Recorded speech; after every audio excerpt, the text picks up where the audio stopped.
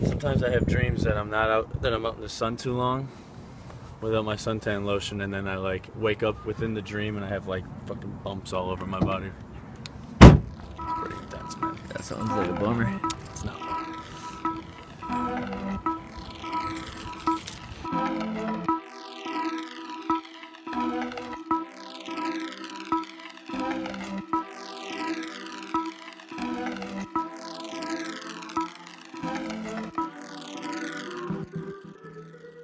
Fortunate enough to know that I'm fortunate. Got shoulder support when my emotions are porcelain.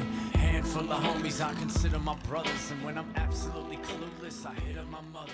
I'm a never.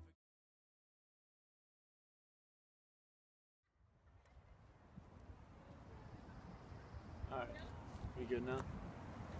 Top. Are you good now? Yeah, I kind of went in it a little bit.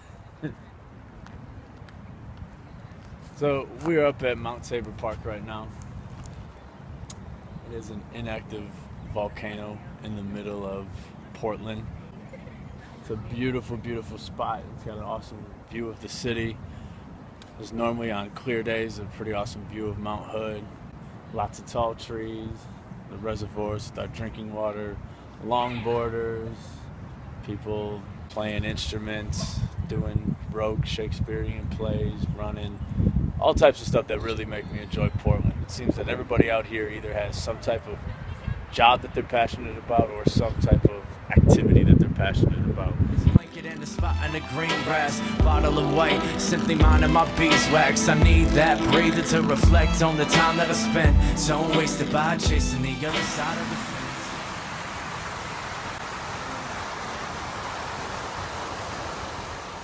In the Green Grass was the last song written for the album. I wrote it about 2 months after Gavin had passed away and my lady had moved back to the East Coast. During that time I was working really hard and gave myself lots of projects to do at school, and I didn't really get a chance to sit down and reflect on the situation at all, and it almost didn't seem real at the time. When I finally did sit down and process everything, it was pretty overwhelming, but I wanted to make sure that I processed it in a positive way. So I remember the conversation Jeff and I had about how when we were making music and didn't have much stability, we wanted stability. And when we had jobs and stability, but we didn't have that whimsicality and that spontaneity, we wanted that.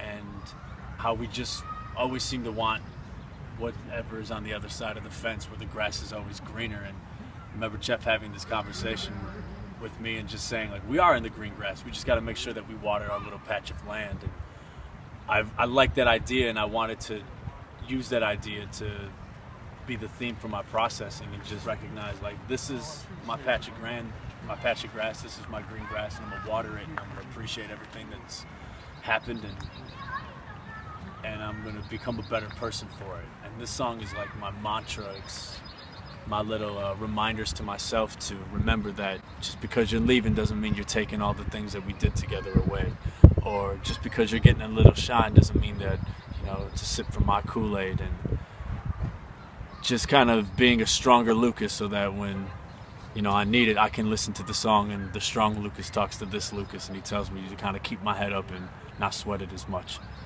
And it works really well for me on that level, which is probably why it's one of my favorite songs we've ever done. Watching new disaster bloom late into the afternoon. Oh, don't panic, I'll be outstanding in the green grass with you. Stop and just relax a few. There's nothing that we have to do. It goes without saying, I'll be out laying. One of the things that came to mind was conversation Jeff and I had. I'm losing my breath trying to tell you what this thing.